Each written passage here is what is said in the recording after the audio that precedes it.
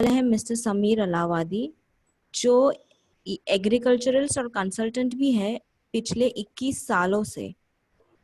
वो ये इनका फील्ड ऑफ एक्सपर्ट है और उनके जो एक्सपर्ट क्रॉप्स पे उनका जो होल्ड है वो है banana, pomegranate, guava, chikoo, mango and sugar cane. वो आपको इस वेबिनार में पूरा गाइड करेंगे from the starting point to the ending point, जहाँ से आपको अपने क्रॉप्स के लिए क्या एक्स्ट्रा केयर करनी चाहिए, कौन से पेस्टिसाइड्स, कौन से फर्टिलाइजर्स यूज करने चाहिए, कौन से एनवायरनमेंट में उनको रखना चाहिए, और अगर आपको कोई प्रॉब्लम्स है तो वो भी आपको गाइड करेंगे। हम आपको पूरे सेशन के दरमियान म्यूट रखेंगे। हम आपको अगर कुछ भी प्रॉब्लम हो, डाउट हो, क्वेश्चन हो, आप ये चैट बॉक्स में अपना क्वेश्चन लिख सकते हैं। सेशन खत्म होने के बाद समीर जी आपके सारे क्वेश्चंस को आंसर करेंगे और उसके बाद हमारा एक क्वेश्चन एंड आंसर राउंड भी रहेगा, जिसमें वो 1-to-1 इंटरेक्शन करेंगे। आपको आपका वीडियो ऑन करके हाथ उठाना है कि अगर आपको कुछ भी क्वेरी है, कुछ भी पेस्टिसाइड्स के लिए, फर्टिलाइजर्स के लिए, या फिर anything related to mango crops, वो आपको इसमें गाइड करेंगे। सो अगर हम सब रेडी है तो आप सब प्लीज एक बार चैट बॉक्स में रेडी टाइप कर सकते हैं, ताकि हम सेशन का स्टार्ट कर सके। मैंने अभी जैसे चैट बॉक्स में रेडी लिखा है, आप भी वैसे रेडी लिख दीजिए सो हमको ध्यान में आए। गुड गुड, बहुत सारे लोग रेडी हो चुके हैं। या सो आई थिंक अभी हम स्टार्ट कर सकते हैं webinar. Sameer ji, you can take over now. Thank you Pooja for the introduction. Problem sir. मैं आप जैसे जैसे मैं लूंगा तो बीच में आपको मैं सवाल के कोई भी जवाब नहीं दूंगा। आप चैट बॉक्स में जैसे मैं स्लाइड लेता जा रहा हूँ, आपको जो सवाल खड़ा हो रहा है प्लीज उसी टाइम आप चैट बॉक्स में लिखते रहिए। लास्ट में मैं आपके हर सवाल का जवाब जो चैट बॉक्स में आपने ऑनलाइन दिया होगा उसका दूंगा, ताकि आपका कोई भी क्वेश्चन मिस नहीं हो जाए।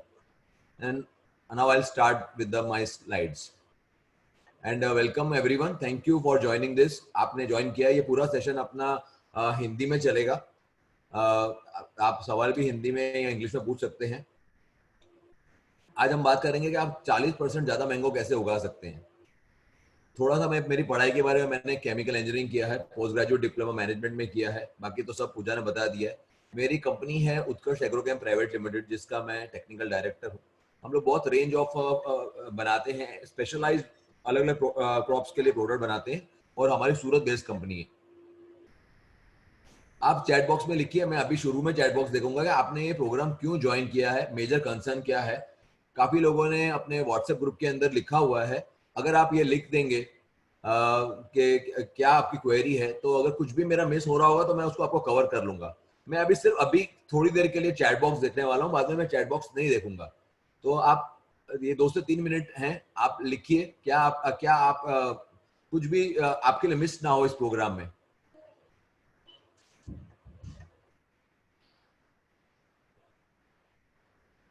आपने ये प्रोग्राम क्यों ज्वाइन किया है, वेबिनार क्यों ज्वाइन किया है? Yield, quality yield of mango, that will be covered.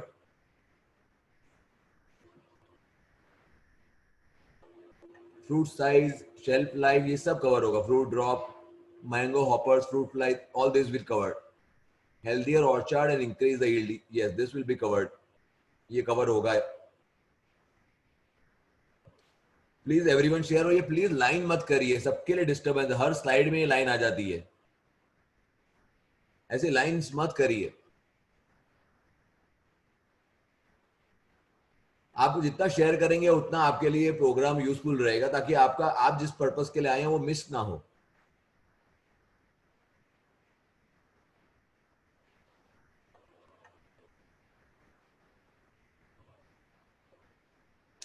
अगर आप शेयर नहीं कर रहे हैं तो जो मैंने प्रोग्राम का कंटेंट बनाया है वो मैं शुरू करता हूँ, और लास्ट में आपके सब प्रोसेसिंग व्यू ऑफ मैंगोज, मतलब मुझे समझ में नहीं आया प्रोसेसिंग के बारे में तो कुछ कवर नहीं करने वाले।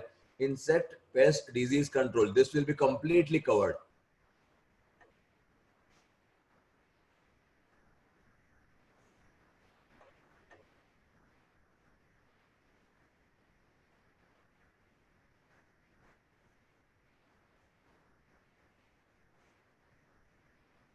Getting into organic farming very soon, every information helps. ये अखिल जी ऑर्गेनिक के ऊपर नहीं रहेगा, ये इंटीग्रेटेड आईपीएम आईएनएम के ऊपर रहेगा, integrated pest management, integrated nutrition management, जो केमिकल और ऑर्गेनिक का कॉम्बिनेशन रहेगा। तो ये एक्सक्लूसिवली ऑर्गेनिक के ऊपर नहीं है, this is for the profitable crop, profitable mango crop के लिए रहेगा। सस्टेनेबल फार्मिंग के लिए हम बात करेंगे।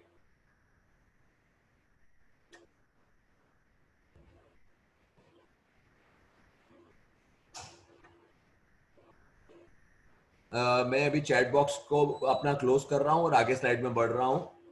आप अगर शेयर करते हैं अपटेक ऑफ न्यूट्रिशन मैनेजमेंट, ये शुरू में ही मैं कवर कर दूंगा। This will be our initial, starting ही अपनी इससे होगी। श्रीनिवास जी,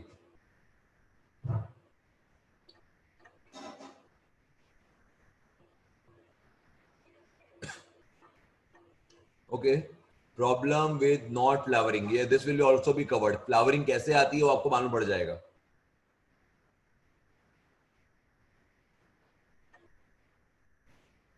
and flower dropping will be covered.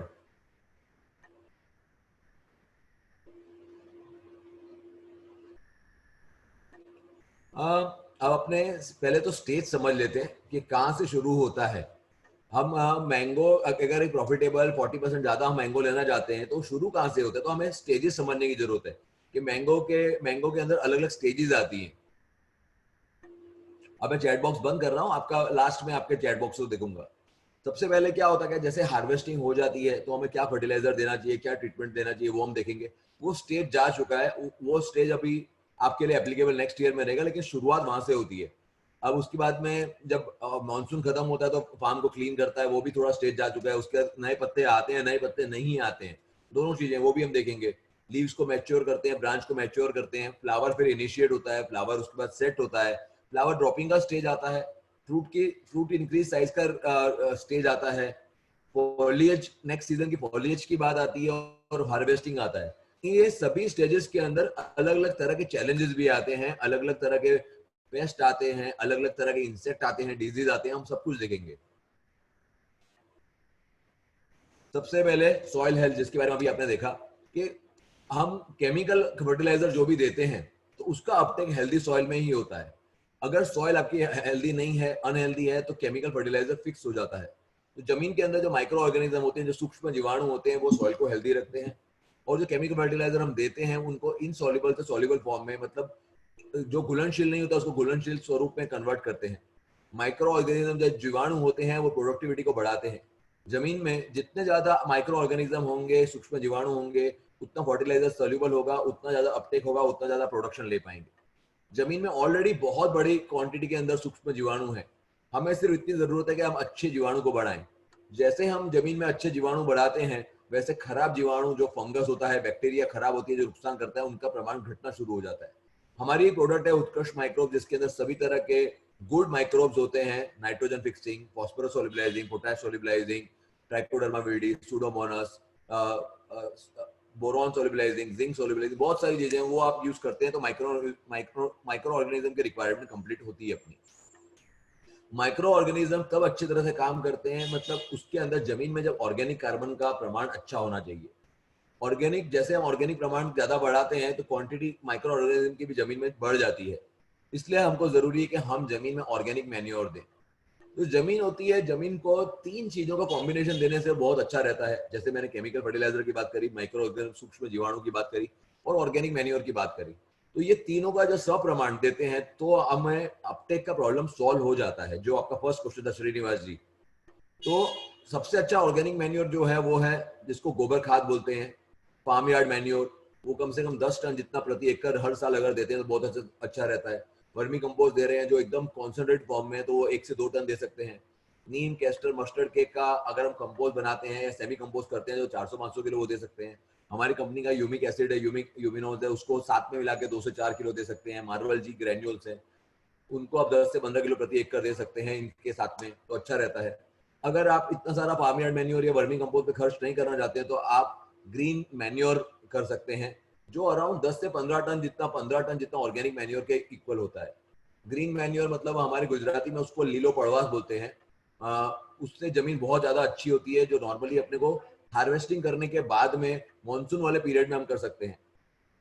अलग अलग ग्रीन मैन्योर जो होते हैं वो अल्फा अल्फा होता है, सस्बिनिया मतलब क्षण, सस्बिनिया सन है मतलब शणबी, सभी तरह के जो भी चीजों की हम दालें बनाते हैं वो उनमें से कोई भी ले सकते हैं।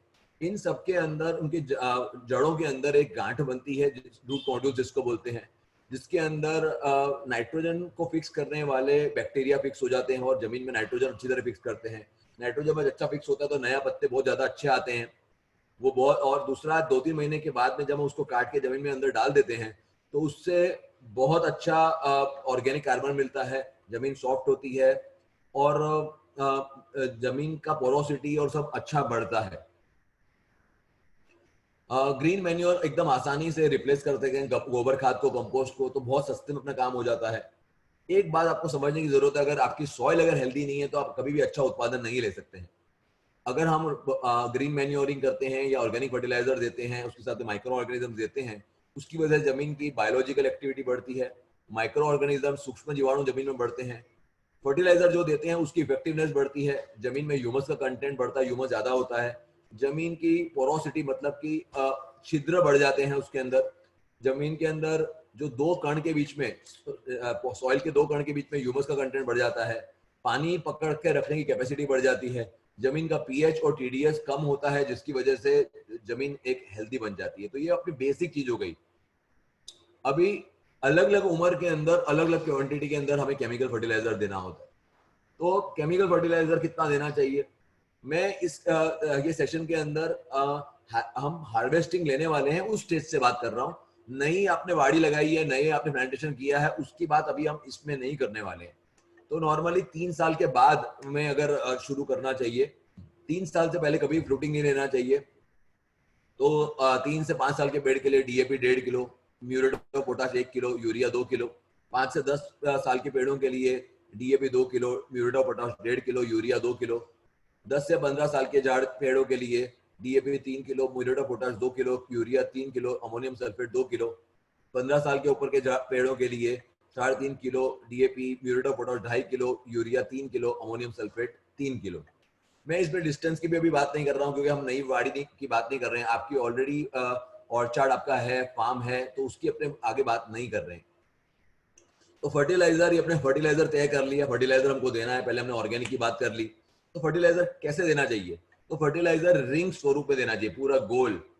तो रिंग, अगर रिंग बनानी है तो हम रिंग कहाँ बनाएंगे, तो रिंग अपने जो पेड़ है, ये अपना पेड़ है और उसकी कैनोपी है, मतलब कैनोपी का मतलब है कि उसका जो घेरावा है, तो घेरावा से थर्ड जमीन, उसके पेड़ के जो स्टेम होता है उससे 2/3 दूर करना है।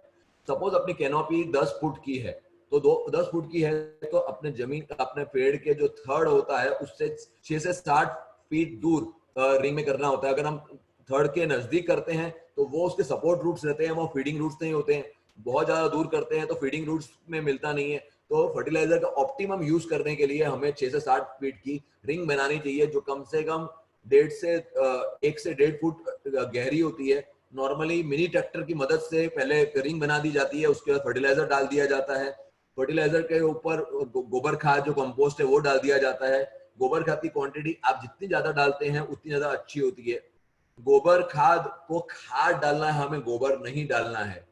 मैंगो के अंदर ट्रंक बोरर या स्टेम बोरर की प्रॉब्लम बहुत ज्यादा आती है, जिसका मेजर रीजन कच्चा गोबर खाद होता है, कंपोस्टेड मटेरियल नहीं होता है। इसे कभी भी गोबर खाद मत डालिए। बहुत सारे किसानों का ये अनुभव है कि उन्होंने कच्चा डाल दिया, बहुत सारा कीड़ा लग गया, ट्रंक बोरर लग गया, और उन्होंने बोला कि कभी भी हम नहीं डालेंगे। वो बहुत गलत प्रैक्टिस है। आपको कंपोस्ट डालना है, कंपोस्ट डालने से कुछ नहीं होगा। अब अगर आपने केमिकल फर्टिलाइजर दे दिया, गोबर खाद दे दिया, इसके साथ में आपको 200 लीटर पानी के अंदर 1 किलो माइक्रोब्स डाल से 3 से 5 लीटर पानी देना है।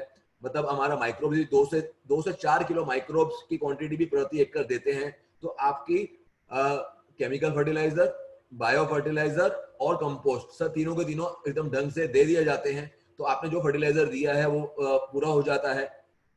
ये फर्टिलाइजर मॉनसून शुरू होने से पहले आपको दे देना है, क्योंकि मॉनसून शुरू होने के बाद में कुछ भी करना पॉसिबल नहीं है। इसलिए हो सके तो जैसे ही आपकी हार्वेस्टिंग कंप्लीट होती है तुरंत आप फर्टिलाइजर दीजिए।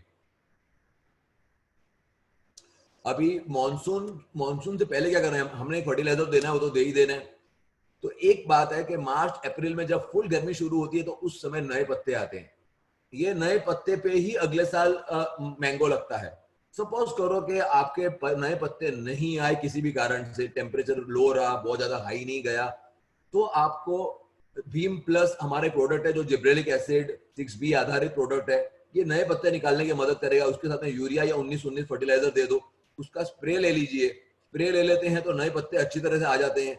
नए पत्ते जून जुलाई में अगर आ जाते हैं तो वो 3 महीने में मेच्योर हो जाते हैं, तो वो डाली रेडी हो जाती है मैंगो के फ्लावरिंग के लिए। टाइमली अगर अपने मैंगो चाहिए तो हमें उसकी जो नए पत्ते हैं वो अप्रैल से लेकर जून जुलाई तक आ जाने चाहिए।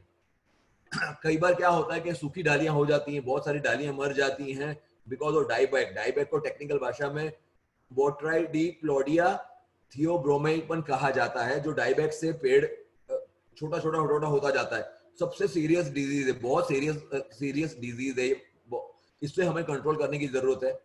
दूसरा, कई बार किसान बोलता है कि एक पेड़ एक दूसरे को लग रहे हैं तो मैं एक हार्ड प्रूनिंग कर डालूं। हार्ड प्रूनिंग कभी भी मॉनसून से पहले नहीं करनी है। मॉनसून से पहले करते हैं तो डाईबैक लगने के चांसेस, बहुत अलग अलग तरह के कीड़े लगने के चांसेस बहुत ज्यादा होते हैं। प्रूनिंग हमेशा मॉनसून खत्म होने के बाद करनी है, मॉनसून से पहले कभी नहीं करनी है। तो इन चीजों का आप ध्यान रखना है आपको। मॉनसून में क्या करना है, बहुत सारे लोग ये कल्टार बोलते हैं या ब्यूट्राजोल नाम का जो हार्मोन्स है, जो मैंगो की अच्छी फ्लावरिंग, एक साथ में फ्लावरिंग लाने में मदद करता है, तो वो देते हैं। वो जुलाई अगस्त में नॉर्मली दिया जाता है, 5 से 30 ml डिपेंडिंग कि क्या साइज है पेड़ का, क्या उम्र है, उसके हिसाब से दिया जाता है। अगर आपकी जो ऑर्चार्ड है, फार्म है, उसके पेड़ एक दूसरे को बहुत ज्यादा टच हो गए हैं, नीचे सूर्य प्रकाश बिल्कुल भी नहीं आ रहा है, बहुत डेंस है, तो नीचे वाली डालियों में फ्लावरिंग नहीं आती है। फ्लावरिंग वहीं आती है जहां पर सूर्य प्रकाश डायरेक्ट पड़ता है। इसके लिए पहले या तो आप अच्छी तरह से प्रूनिंग करके रखिए। अगर आप प्रूनिंग नहीं कर रहे हैं, बहुत ज्यादा डेंस है, तो आपको जुलाई अगस्त के अंदर पेक्लोब्यूटाजोल पक्का देना चाहिए, तो ही अच्छा फ्लावरिंग आएगा। मैं बहुत साल से कंसल्टिंग कर रहा हूं, मैं अपने किसानों को फुल प्रूनिंग वूनिंग करा के देखता हूं। मैं कभी भी पेक्लोब्यूटाजोल रिकमेंड नहीं करता हूं, लेकिन जहां जरूरत पड़ती है मैं उन्हें बोलता हूं कि आपको इसको यूज करना चाहिए। पेक्लोब्यूटाजोल आप तभी ही यूज करिए जब आपने प्रॉपरली केमिकल फर्टिलाइजर दिया है, ऑर्गेनिक फर्टिलाइजर दिया है और बायो फर्टिलाइजर दिया है। अगर आपने ये नहीं दिया है तो मत दीजिए। आपकी फ्लावरिंग अगर आएगी तो बहुत सारा फ्लावर आ जाएगा और मैंगो की साइज बहुत छोटी हो जाएगी, और सालों साल आप फर्टिलाइजर नहीं दे रहे हो और सिर्फ पेक्लोब्यूटाजोल दे रहे हो। ऐसे भी मैंने कई किसानों को देखा है, तो आपका पेड़ समय के साथ वीक होना शुरू हो जाएगा, क्योंकि पेक्लोब्यूटाजोल नए पत्ते नहीं आने देता है। उसका मेजर काम करने का तरीका उस तरह से रहता है। अब आपका मानसून खत्म हो गया है। मानसून खत्म कुछ लोगों का अभी हो रहा है, कुछ लोगों का 1-2 महीने पहले हो गया है, तो ये स्टेज भी काफी क्लियर हो गया काफी लोगों का। हमारे साउथ गुजरात से ये स्टेज हमारा क्लियर हो चुका है। तो आपको सबसे पहले जो आपके खरपतवार है, निंदामन है, उसको दूर करना है। जो घास उगी है उसको निकालना है। जो प्लांट्स आपको नहीं चाहिए उनको दूर करना है ट्रैक्टर की मदद से। तो आपके आसपास, पेड़ के आसपास में जो वीड्स हैं उनको आपको मैन्युअली दूर करना है। अगर आप ये नहीं करते हो, सफाई नहीं रखते हो, तो आपका पेस्ट मैनेजमेंट अच्छा नहीं होगा, क्योंकि जो जो ये सकिंग पेस्ट रहते हैं, मेजर मैंगो हॉपर्स रहता है, थ्रिप्स रहता है, जब हम स्प्रे करते हैं तो उड़कर नीचे आ जाते हैं और वो ये वीड्स के अंदर रहते हैं। तो अगर आपने उनका घर को सलामत रखोगे तो वो बहुत जल्दी मरेंगे नहीं, और बिल्कुल थर्ड के ऊपर भी आके रह जाते हैं, तो उनको आपको घास को दूर रखना है। दूसरा, बहुत सारी डाईबैक की वजह से जो डालियां हैं जो सूख गई हैं, मर गई हैं, उसको दूर करना है। दूसरा, मैंगो के ऊपर पक्षियों की हगार की वजह से कुछ अनवांटेड आउटग्रोथ बोलते हैं, जिसको हम लोग वांदा बोलते हैं गुजराती में, वो उग गया होता है। बहुत सारी फंगस से इन्फेक्टेड ब्रांचेस होती हैं, बहुत सारी बेलें होती हैं जो उग गई होती हैं, पेड़ों पे चढ़ गई होती हैं, उसको नीचे से काट देना होता है, उनको खींच देना होता है। दूसरा, जो अपना स्टेम रहता है, बार्क रहता है, थर्ड रहता है, ट्रंक, उसके ऊपर हमें गेरू या चूने के अंदर, या दोनों में, मतलब ऑल्टरनेट अच्छे डिजाइन के लिए ऊपर गेरू नीचे चूना, नीचे चूना ऊपर गेरू, ऐसे कर सकते हैं। अंदर क्लोरोपाइरीफॉस डालना है, ताकि मैंगो हॉपर्स जब हम स्प्रे करें तो मैंगो हॉपर्स अंदर आके बैठ ना जाए, वो मर जाए। ये बहुत जरूरी है, तो ही आप पेस्ट कंट्रोल कर पाओगे। अगर आप ऑर्गेनिक फार्मर हो तो क्लोरोपाइरीफॉस की जगह आप नीम का तेल यूज कर सकते हो। अभी जब मानसून खत्म होता है तो दो दो मेजर प्रॉब्लम अपने को बहुत देखने को मिलते हैं। एक होता है डाईबैक डालियों का, और एक होता है स्टेम बोरर। पहले अपने डाईबैक के बारे में, डाईबैक के अंदर अपने, जैसे मैंने बताया कि डाईबैक के अंदर पेड़ छोटा छोटा हो जाता है। तो इतने सालों के अनुभव से मैंने देखा है कि दो टेक्निकल हैं जो काफी इफेक्टिव रहते हैं। वो तभी काम करते हैं जब आप सूखी डालियां आपने तोड़ दी होती हैं। सूखी डालियां अगर आप वहीं रहने दोगे तो फंगस अंदर वो डाली में रहेगा और फंगस एक एक करके पीछे जाता रहेगा। मतलब पहले आपको सूखी डालियां एकदम जहां तक सूख चुका है, मर चुका है, उसको दूर करनी है। उसके बाद में आपको डाइफेनकोनाजोल, जो स्कोर नाम से सिंजेंटा बेचती है, वो कर सकते हैं, दूसरी कंपनी का भी ले सकते हैं।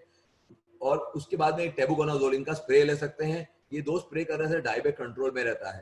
पहले लोग ब्लू कॉपर या बोडो मिश्रण का भी स्प्रे करते हैं। अगर आपके एरिया में उसका रिजल्ट मिलता है तो बहुत अच्छी बात है। साउथ गुजरात में मेरा अनुभव है कि उसका अभी रिजल्ट मिलना बंद हो गया है, इसलिए हम ये नेक्स्ट लेवल के फंगीसाइड रिकमेंड करते हैं।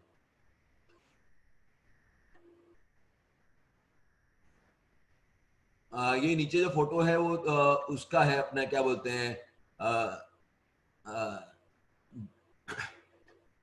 अभी स्टेम और ट्रंक बोरर की बात करते हैं। जैसे मानसून खत्म होता है तो स्टेम में या ट्रंक में बोरर दिखाई देते हैं, जिसकी वजह से पेड़ बहुत जल्दी मर जाता है। सबसे सीरियस जो कोई पेस्ट कह सकते हैं, इंसेक्ट कह सकते हैं, वो ये स्टेम बोरर रहता है। कभी भी इसको डिले मत करिए, लाइटली मत लीजिए। इसका पता हमें इस तरह से चलता है कि जैसे हम खत्म होता है अपना मानसून, हम खेतों में घूम रहे होते हैं तो गीला गीला गीला गीला वेयर बोलते हैं, जो अपने जैसे मिस्त्री घर में काम करता है तो वो जैसे पाउडर निकलता है तो गीला पाउडर जमीन पे दिखता है। जहां दिख रहा था उसके बिल्कुल 90 डिग्री ऊपर आप देखोगे तो वहां पे बोरर होता है।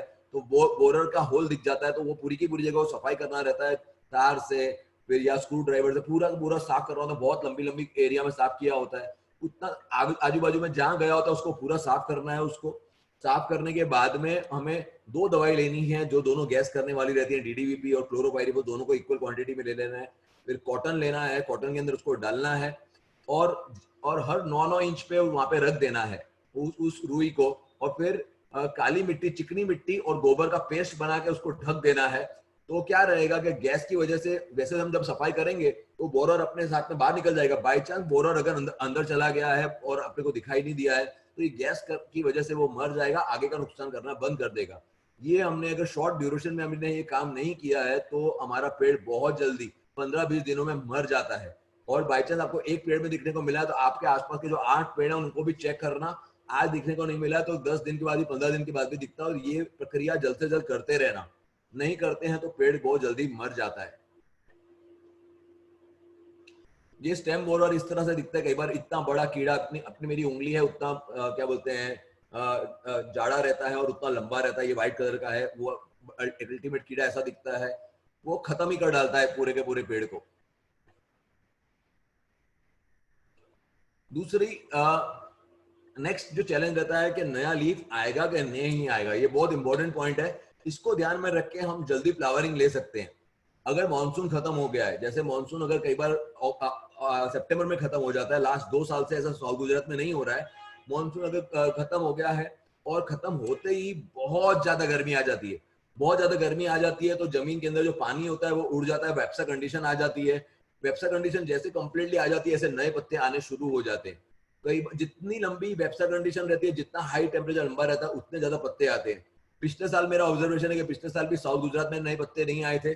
इस साल भी हमारे साउथ गुजरात के अंदर बहुत कम पत्ते आए हैं और टेम्परेचर क्योंकि ज्यादा गया नहीं है। ये जो सेकंड वाला जो केस है जिसके अंदर टेम्परेचर मानसून के बाद में 35 के ऊपर कभी गया ही नहीं है, तो नए लीफ नहीं आते हैं। अब अगर नए लीफ आ रहे हैं तो क्या करना है और नए लीफ नहीं आ रहे हैं तो क्या करना है, उसको अपने आगे देखते हैं। अब जब नए लीफ, नए पत्ते आते हैं तो नए चैलेंजेस लेकर आते हैं।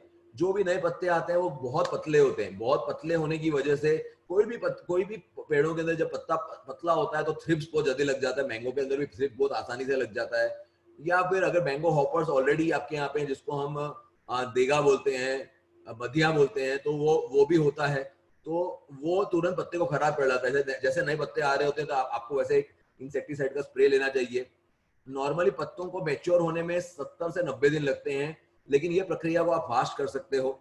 ये प्रक्रिया को फास्ट करने के लिए हमारी कंपनी ने हॉर्स पावर नाम का पॉलीफॉस्फेट फर्टिलाइजर माइक्रोन्यूट्रिएंट के साथ बनाया है, जिसकी वजह से आपका पत्ता बहुत जल्दी मैच्योर हो जाता है और बहुत जल्दी आपको फ्लावरिंग देने के लिए तैयार हो जाता है। तो इसलिए आप साइपर प्लस प्रोपेनोफोस का या साइपर प्लस क्लोरोपायरीफोस का या लैम्बडा साइलोथ्रीन का स्प्रे कर सकते हैं सिलिका बेस्ड स्प्रेडर के साथ में, सिल स्प्रेड के साथ में। ये हमारे दोनों प्रोडक्ट हैं। अब आपके नए पत्ते नहीं आए, तो ये जो जब नए पत्ते नहीं आए हैं या जैसे मानसून खत्म होता है तो लीफ वेबर नाम का पेस्ट आता है, जो मैंने ये यहाँ पे फोटो रख दी थी थोड़ी गलती से, ये लीफ वेबर इसको बोलते हैं। नहीं ये सॉरी, ये डाईबैक है, आगे फोटो आएगा उसका।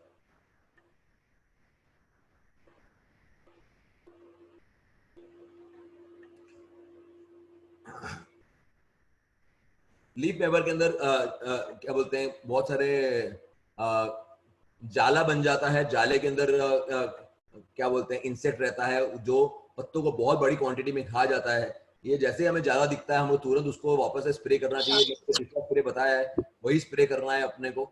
साइपर प्रोपेनो या साइपर क्लोरो या फिर लैम्बडा साइलोथ्रीन किसी का भी स्प्रे कर सकते हैं। इस समय अगर नए पत्ते नहीं आए हैं तो कोई भी फर्टिलाइजर का स्प्रे मत करिए। इवन हम लोग ने जैसे इस साल नए पत्ते नहीं आए तो हम इस साल भी उसका स्प्रे नहीं करा रहे, क्या बोलते हैं हॉर्स पावर का भी स्प्रे नहीं करा है, क्योंकि ठंड पूरी की पूरी शुरू नहीं हुई है। तो नए पत्ते आ सकते हैं, अगर नए पत्ते अगर आ गए तो उनको पत्तों को पहले मैच्योर करना पड़ेगा, तो फ्लावरिंग बहुत ज्यादा लेट हो जाएगी।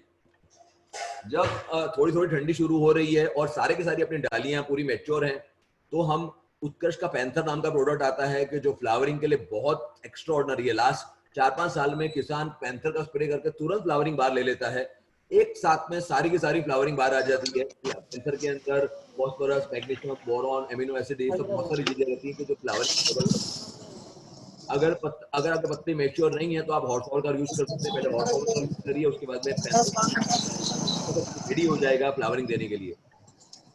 अब आपने स्प्रे तो कर दिया है, लेकिन क्या होता है कई बार बहुत टेम्परेचर बहुत ज्यादा लो हो जाता है। टेम्परेचर जब बहुत ज्यादा लो हो जाता है तो थोड़ा थोड़ा फ्लावर बाहर आके अटक जाता है। जब ऐसा केस दिखता है और आपको गारंटी है कि ठंड नहीं होने वाली है, तो आप उस समय पानी दे सकते हैं। पानी जैसे ही देते हैं थोड़ी सी वेपसा कंडीशन, लाइट पानी देना चाहिए, बहुत घुलना नहीं चाहिए। लाइट पानी देते हैं। आप प्लीज अनम्यूट, बैकग्राउंड में से आवाज आ रही है किसी दूसरे की, अनम्यूट कर दीजिए उनको, आवाज आ रही है। Thank you.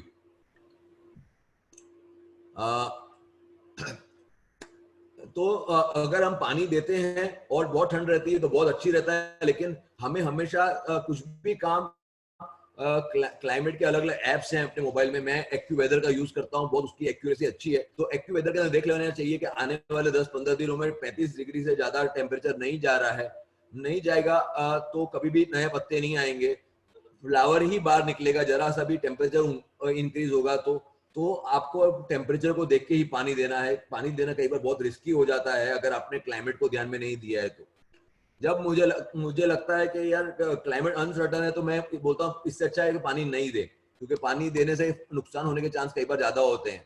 ये पानी देने का काम आप अराउंड सूरत का जो हमारा क्लाइमेट रहता है साउथ गुजरात का, तो हम नॉर्मली 15 दिसंबर से लेकर 15 जनवरी के बीच में दिलाते हैं।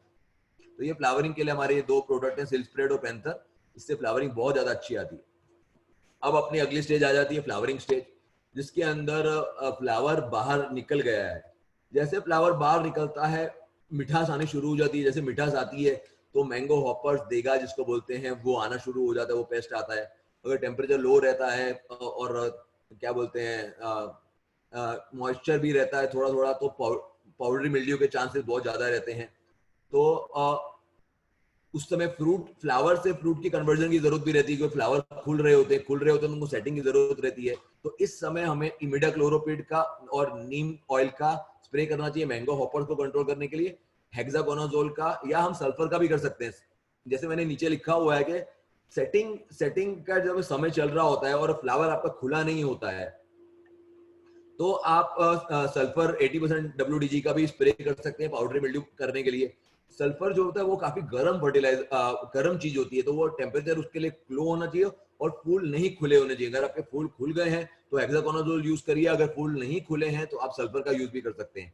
सेटिंग के लिए हमारा कॉम्बी 2 यूज कर सकते हैं जो बिक्स माइक्रोब्रेड डीडीडी के फॉर्म में है। साथ में स्प्रेडर हमारा सिलिका स्प्रेडर ले सकते हैं। एक बात बहुत ध्यान रखना कि फ्लावर आ जाने के बाद में फ्लावर सेटिंग के लिए टेम्परेचर थोड़ा सा बड़ा होना जरूरी है। जैसे इस बार मौसम विभाग ऐसा बोल रहा है 2020 के अंदर कि इस बार टेम्परेचर ठंडी बहुत ज्यादा लंबी रहेगी। ठंडी बहुत ज्यादा लंबी रहती है तो उसमें प्रॉब्लम नहीं, लेकिन ठंडी के साथ थोड़ी सी गर्मी आ जानी जरूरी है। अगर ठंडी के साथ फ्लावर आ गया है, बाहर खुल गया है, लेकिन जरा सी भी ठंडी कम नहीं हो रही है, गर्मी थोड़ी सी भी नहीं आ रही है, तो बहुत ज्यादा चांसेस हैं कि फ्लावर सेटिंग ही नहीं होता, बहुत पुअर सेटिंग होता है ऐसे केस के अंदर। तो ऐसे केस के अंदर ये स्प्रे करना बहुत ज्यादा जरूरी रहता है, क्योंकि ये नीचे से फर्टिलाइजर का अपटेक बहुत मुश्किल हो जाता है, तो ऊपर से हम फर्टिलाइजर देते हैं तो सेटिंग करने में मदद करता है। जब ये फ्लावरिंग स्टेज अपना हो रहा होता है तो उस समय अगर हमको मैंगो ऑफर दिखाई नहीं दे रहे तो हमें इमीडिएट, ये मैं अगले साइड में आ जाएगा, ये मेरा ये अपने को स्प्रे करना है। हमारे प्रोडक्ट्स हैं नीमो सिल्वर, कॉम्बी 2 और शील्ड। अभी एक और स्प्रे हमें करना चाहिए, क्योंकि एक स्टेज के अंदर पूरी फ्लावरिंग कंप्लीट नहीं हो जाती है, उसकी प्रक्रिया अराउंड 50 दिन 60 दिन तक चलती है। फ्लावरिंग खुल रहा होता है, फ्लावरिंग से फ्रूटिंग में कन्वर्जन हो रहा होता है, तो सेकंड स्प्रे वापस से हम कॉम्बी 2 का या एम्प्रो कॉम्बी का ले सकते हैं। एम्प्रो कॉम्बी हमारा amino acid based chelated micronutrient fertilisers है। उसके साथ में जरूरत पड़ती है तो कार्बनिज्म का ले सकते हैं, क्योंकि क्लाइमेट उस तरह का चल रहा है पाउडरी मिल्ड्यू बचाने के लिए। नीम ऑयल का स्प्रे ले सकते हैं मैंगो ऑफर्स का।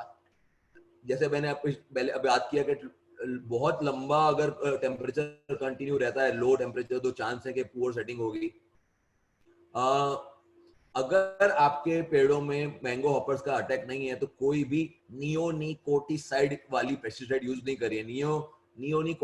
नियोड वाली जो क्लास रहती है पेस्टिसाइड की, उसके अंदर इमिडाक्लोरोबिड आता है, थाइमिथोक्सन आता है, जो इसको मारता है, क्या बोलते हैं, मैंगो हॉपर्स को। जब मैंगो हॉपर्स मरते हैं तो उसके साथ में काफी तरह के बीज भी मर जाती हैं, मतलब कि मक्खियां भी मर जाती हैं कि जो फ्लावर सेटिंग के अंदर मदद करती हैं। तो हो सके तो उस समय स्प्रे मत करिए अगर अटैक नहीं है। कई बार ये बहुत दुविधा होती है कि मैं अपने मैंगो हॉपर्स को कंट्रोल करूं कि फ्लाइज को मार दूं, तो वो बहुत डाइसी सिचुएशन होती है। अगर अटैक बहुत मिनिमल है तो अवॉइड करिए, डिले करिए स्प्रे को, तो आपका सेटिंग बहुत ज्यादा अच्छा होगा। ये नीम ऑयल 10,000 बीपीएम है, ये चिलेटेड कॉम्बी 2। अब अपने सेटिंग हो चुका है, तो सेटिंग होने के बाद में जो अगला चैलेंज रहता है वो ड्रॉपिंग से लगता रहता है। तो अपने जब फ्लावरिंग होती है तो वो दो तरह की फ्लावरिंग होती है। एक मैंने बताया कि जो हमारी टेक्निक रहती है जिसके अंदर हम फर्टिलाइजर्स का एप्लीकेशन करके और ट्रीटमेंट करके फ्लावर लेते हैं, तो उसके अंदर क्या होता है कि जैसे थोड़ी सी भी ठंडी शुरू होती है तो फ्लावर बाहर आ जाता है। लेकिन बहुत सारे किसान कुछ भी नहीं करते, वो ज्यादातर पेस्टिसाइड और फंगिसाइड ही देते हैं। तो जब भी बहुत ज्यादा ठंडी होती है और जिस एरिया में भी बहुत ज्यादा ठंड होती है तो उसमें फ्लावर अपने आप आ ही जाता है। लेकिन उसका बहुत बड़ा चैलेंज रहता है कि जो फ्लावर किसान की एफर्ट की वजह से आया होता है, फर्टिलाइजर की वजह से आया होता है, वो टिकता है, उसके अंदर फ्रूट सेटिंग बहुत अच्छी हो जाती है। उसका कारण यह है कि वो टाइम पर आया होता है, और जब तक फुल गर्मी शुरू हुई होती है तो जो फल के ऊपर का जो स्टॉक होता है, जो ऊपर वाला भाग होता है जहां से फ्लावर ड्रॉप होता है, फ्रूट का स्टॉक जो होता है वो थोड़ा थिक हो गया होता है। थिक होने की वजह से वो ज्यादा गर्मी सहन कर सकता है। लेकिन जो फ्लावरिंग सेकंड स्टेज में आती है, बहुत ज्यादा ठंड के बाद आती है, तो बहुत ज्यादा ठंड जैसे ही खत्म होती है वैसे बहुत ज्यादा टेम्परेचर इंक्रीज हो जाता है, 35 डिग्री 37 डिग्री 40 डिग्री तक टेम्परेचर चला जाता है। तो सेकंड वाले केस के अंदर पूरा का पूरा वो जो स्टॉक फ्रूट स्टॉक रहता है वो एकदम पतला रहता है, तो वो गिर जाता है। तो इस केस के अंदर आपको उस समय उत्कर्ष का स्ट्रेस फ्री यूज करते हैं। स्ट्रेस फ्री का मेजर रोल रहता है कि जो फ्रूट स्टॉक रहता है उसके थिकनेस को बहुत जल्दी बड़ा कर डालता है। दूसरा कारण फ्लावर ड्रॉपिंग का होता है कि एक कट जैसा लग जाता है, मतलब किसी ने अपना चाकू से काट दिया हो ऐसा दिखता है। तो उस समय फंगस का प्रॉब्लम की वजह से कट आ जाता है, जो कई बार एंथ्रेक्नोज है कि कुछ है, तो उस समय हमें फंगीसाइड का यूज करना चाहिए। तो फंगीसाइड उस समय कौन सा लेना चाहिए? अगर आपका टेम्परेचर थोड़ा सा गर्म थोड़ा सा ठंडा है तो आप कॉम्बिनेशन ले सकते हैं कार्बोनेटेड का। तेलंगाना हैदराबाद। अगर आपका क्लाइमेट बहुत ज्यादा गर्म है, उस दिन गर्मी आ गई है, तो मैंकोजेब लीजिए। अगर आपका टेम्परेचर कूलर साइड पर है, ठंड का प्रमाण ज्यादा है, रात को ठंड लग रही है, तो पाउडरी मिल्ड्यू वापस आने के चांसेस हैं, तो उस समय आप थायोफेनेट मिथाइल लीजिए, जो रोको ब्रांड से काफी पॉपुलर है।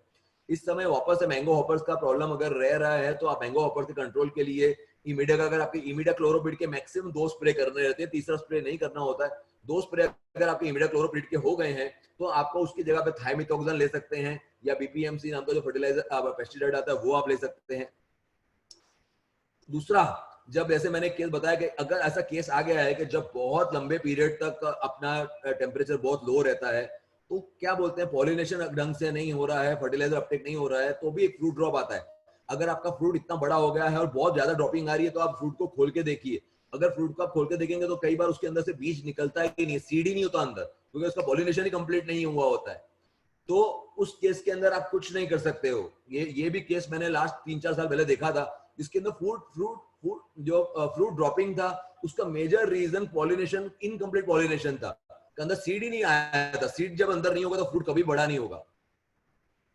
एक और रीजन रहता है कि जब 30 ग्राम का इतना छोटा सा फ्रूट हुआ है और उस समय बहुत ज्यादा गर्मी बढ़ जाती है, हम सब कुछ कर रहे हैं लेकिन बहुत सारे नए पत्ते आने शुरू हो जाते हैं। जब बहुत सारे नए पत्ते एक साथ में आ जाते हैं तभी भी फ्रूट ड्रॉपिंग होता है, क्योंकि जो पेड़ की एनर्जी रहती है वो नए पत्ते देने की तरफ चली जाती है और उसकी वजह से फ्रूट जो है वो गिर जाता है, क्योंकि वो जो उसको पकड़ कर रखने का जो एनर्जी होती है वो कम हो जाती है। तो हमें ये भी देखना है कि एक साथ में बहुत ज्यादा पत्ते नहीं आ जाए। तो इस समय हमको फ्रूट ड्रॉपिंग अटकाने के लिए हमें उत्कृष्ट का स्ट्रेस फ्री यूज करना है। अब काफी लोगों ने जैसे सवाल किया कि आपको फ्रूट का साइज और शेप चाहिए। जैसे अभी 50-60 ग्राम का हो गया, मतलब जब बोर जितना हो गया अपना फ्रूट, तो उसका मेजर चैलेंज रहता है कि उसका साइज बड़ा हो, वजन अच्छा आए, शेप अच्छी आए, टेक्सचर अच्छा हो, स्वाद अच्छा हो, मतलब कि क्वालिटी क्वांटिटी अच्छी हो।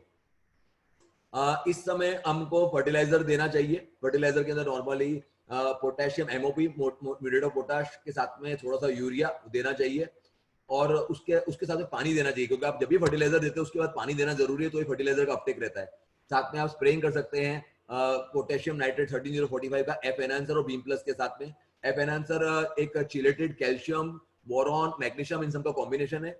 बीम प्लस जो है जैसे मैंने आगे बताया कि जिब्रेलिक एसिड 6PA सीवीड इनका है कॉम्बिनेशन। तो इनका इन तीनों का जब हम कॉम्बिनेशन यूज करते हैं तो साइज, शेप, सब कुछ बहुत ज्यादा अच्छा होता है। अगर इस समय आपकी ड्रॉपिंग चल रही है तो इसके साथ आप फंगिसाइड भी दे दीजिए। और इस समय ये ऐसा समय आता है कि एंथ्रेक्नोज के चांसेस बहुत ज्यादा रहते हैं, तो एंथ्रेक्नोज का अगर अटैक आ रहा है तो आप मैनकोजेब का स्प्रे कर दीजिए। अगर मैनकोजेब का आप ऑलरेडी स्प्रे कर चुके हो तो आप एंट्राकॉल का स्प्रे भी कर सकते हैं।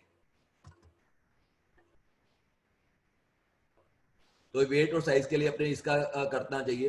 अब ये जब अपना आम इतना बड़ा हो गया है तो नए पत्ते आने उस समय जरूरी है। नए पत्ते अगर इस समय नहीं आते हैं तो हमें नेक्स्ट क्रॉप के लिए प्रॉब्लम रहता है। तो इस समय जब नए पत्ते आ रहे होते हैं तो वापस से नए पत्ते के ऊपर थ्रिप्स और मैंगो हॉपर का चांस रहता है, तो उसके लिए एक पेस्टिसाइड का यूज कर लेना चाहिए ताकि नए पत्ते खराब ना हो।